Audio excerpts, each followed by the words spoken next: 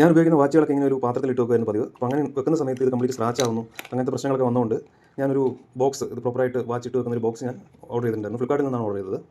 Watch hut എന്നാണ് ഈ ഒരു ബ്രാൻഡിൻ്റെ പേര്. ഇതിന് 408 രൂപയാണ് ഇത്. ഇതാണ് പ്രൊഡക്റ്റ്.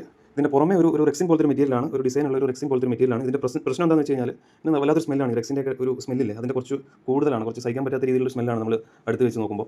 ഇത് കുറച്ച് ദിവസം ഓപ്പണായിട്ടിരിക്കുമ്പോൾ അത് പോകുമെന്ന് വിചാരിക്കുന്നു. അതുപോലെ തന്നെ ഇതിന് ഒരു മെറ്റൽ ക്ലിപ്പാണ് കൊടുത്തിരിക്കുന്നത്, ഈ രീതിയിലുള്ളത്. ഇതിൻ്റെ സൈസ് വരുന്നത് 34 സെൻറ്റിമീറ്റർ നീളവും 20.5 സെൻറ്റിമീറ്റർ വീതിയുമാണുള്ളത്.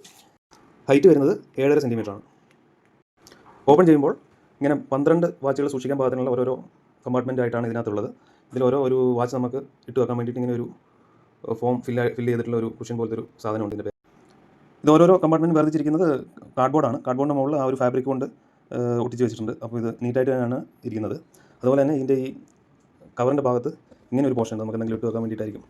അപ്പം വാച്ചിൻ്റെ സ്ട്രാപ്പ് മാത്രമൊക്കെ ആയിട്ട് വെക്കാനായിരിക്കും, ചിലപ്പം എക്സ്ട്രാ സ്ട്രാപ്പ് ഉള്ളതൊക്കെ നമുക്ക് ഇവിടെ ഇട്ട് വെക്കാനായിരിക്കും എന്ന് വിചാരിക്കുന്നു. അതുപോലെ തന്നെ ഒരു സാറ്റിൻ റിബൺ കൊടുത്തിട്ടുണ്ട് ഒരു സൈഡിൽ. ഇത് ഫുള്ളായിട്ട് തുറന്നു പോകാതിരിക്കാൻ വേണ്ടി 90 ഡിഗ്രിയിൽ ഓപ്പൺ ആയിട്ട് ഇങ്ങനെ നിൽക്കും, മുഴുവനായിട്ട് തുറന്നു പോകില്ല. അതിന് വേണ്ടിയിട്ട് ഇങ്ങനെ റിബൺ കൊടുത്തിട്ടുണ്ട്. ഓവറോൾ ബിൽഡ് ക്വാളിറ്റിയൊക്കെ ഓക്കെയാണ്.